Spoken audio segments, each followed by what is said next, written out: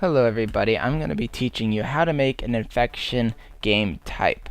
There's some slight variations, but if you have seen my previous tutorial how to set up a Slayer game type, you'll know the basic menu layout, so I'm just going to tell you what the differences are.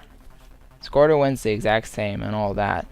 The main difference is under infection option, you can choose how many zombies start, 1, 2, 15.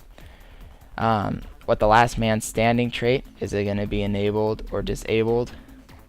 The safe haven, is there a safe haven?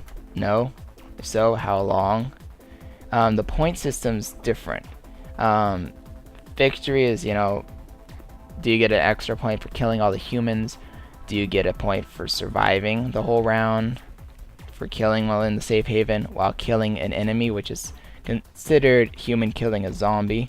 Usually suicide points, betrayal, zombie killing. This is the one for if you get a kill as a zombie, so human kill, zombie kill. Last man standing, do you get extra points for being the last man standing? And do suicides become zombies, yes or no? Vehicles and weapons the exact same way. General settings is pretty much the same, besides you gotta remember that general setting is for the humans. So everything you set up here is how the human is gonna act, what the human's loadout's gonna be, and all that. The infected trait, this is how the infected is gonna start off on, how their shield is, what's their shield multiplier, what's their damage resistance, what's their weapons that they start off with. So if you want the zombie to be slow and have a gravity hammer, that's where you set that up. This is where you set up the last man standing trait. So if you're the last man, the typical default is 100 or 1.5 over shield. So that's the default.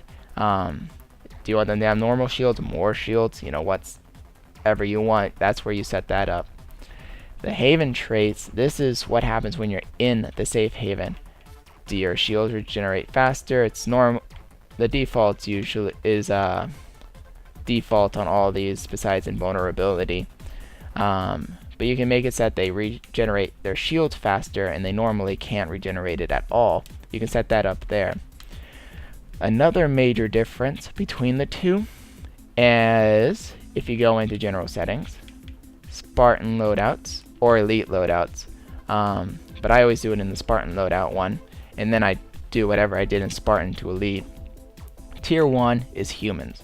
So this is what the humans are going to see when they pick out their loadout. Tier 2 is the zombies. So if you want the zombies to have a specific loadout, like the humans get to pick, armor lock, cloak, sprint, evade, or whatever, and you want the zombies to have the same ability to pick hammer or sword or pistol or whatever, this is where you set up the zombie loadout. So, human, zombie. That's a pretty interesting thing, because I didn't know that until much later when I was forging. So I wanted to give you guys that little tip.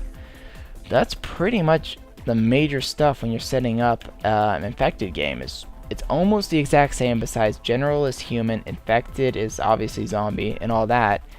But when you're setting it up, you set it up just like you would in the way of setting up a Slayer map. It's just what the options are do slightly different things. So go ahead and mess around with this menu. If you have any comments or suggestions, leave them below. I'd love to hear from you.